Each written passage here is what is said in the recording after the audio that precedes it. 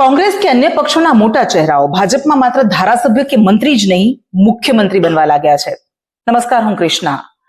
भारतीय पॉलिटिक्स में छेल्ला કેટલાક વર્ષમાં એક ઇન્ટરેસ્ટિંગ ટ્રેન્ડ જોવા મળ્યો છે। ઘણા બધા એવા નેતાઓ કે જેઓ ક્યારેક કોંગ્રેસ અથવા અન્ય પક્ષમાં મોટા ચહેરા હતા, તેઓ બાદમાં ભાજપમાં જોડાયા અને પછી એ જ પાર્ટીના મુખ્યમંત્રી બન્યા। અને પણ એવા રાજ્યોમાં જ્યાં થોડા વર્ષ પહેલા, માત્ર થોડા વર્ષ પહેલા ભાજપ ક્યાં હતું જ નહીં। બંગાળની સૌથી પહેલા વાત કરીએ, 2011માં બંગાળ વિધાનસભામાં ભાજપ ખાતું પણ નહોતો ખોલી શક્યો અને 2026માં 207 બેઠકો જીત્યા।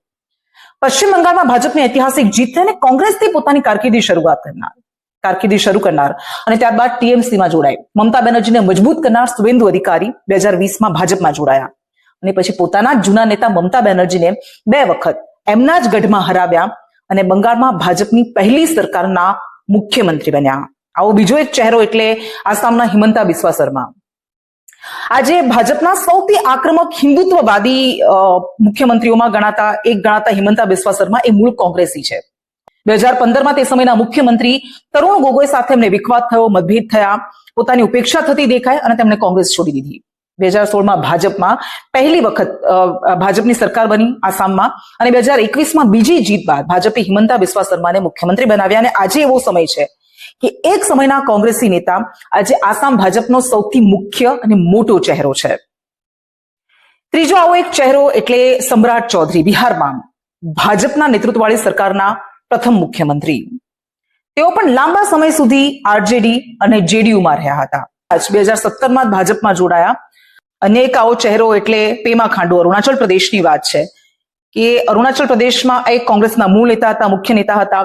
2016માં તત્કાલીન મુખ્યમંત્રી પેમા ખાંડુના નેતૃત્વમાં કોંગ્રેસના 44માંથી 43 ધારાસભ્યો એ કોંગ્રેસ છોડીને એનડીએ સમર્થિત પીપલ્સ પાર્ટી ઓફ અરુણાચલમાં જોડાયા। ત્યારબાદ એ પાર્ટીને પણ વિખેરી નાખી અને થોડા જ મહિનામાં પેમા ખાંડુ 32 ધારાસભ્યો સાથે ભાજપમાં જોડાયા અને મુખ્યમંત્રી પદે યથાવત રહ્યા। આ બધા નેતાઓમાં એક સામાન્ય બાબત જોવા મળે છે, એક સમાનતા છે કે તેઓ પોતાના રાજ્યોમાં પહેલેથી જ મજબૂત જનાધાર અને રાજકીય પ્રભાવ ધરાવતા હતા, પણ પોતાની પાર્ટીમાં કોઈકની ઉપેક્ષા થઈ, ધારું પરિણામ ન મળ્યું અને પરિણામે એઓ ભાજપમાં જોડાયા અને બીજા પણ કેટલા કારણો છે। પૂર્વોત્તર અને પૂર્વ ભારત જેવા વિસ્તારોમાં ઝડપથી વિસ્તાર કરવા, સફળતા મેળવવા કોંગ્રેસ અથવા અન્ય પ્રાદેશિક પક્ષોમાંથી આવેલા નેતાઓએ ભાજપને સ્થાનિક સામાજિક સમીકરણો, જાતિ આધારિત રાજકારણ અને મજબૂત ગ્રાઉન્ડ નેટવર્ક આપ્યું, કુશળ સંગઠક તરીકે ભૂમિકા ભજવી।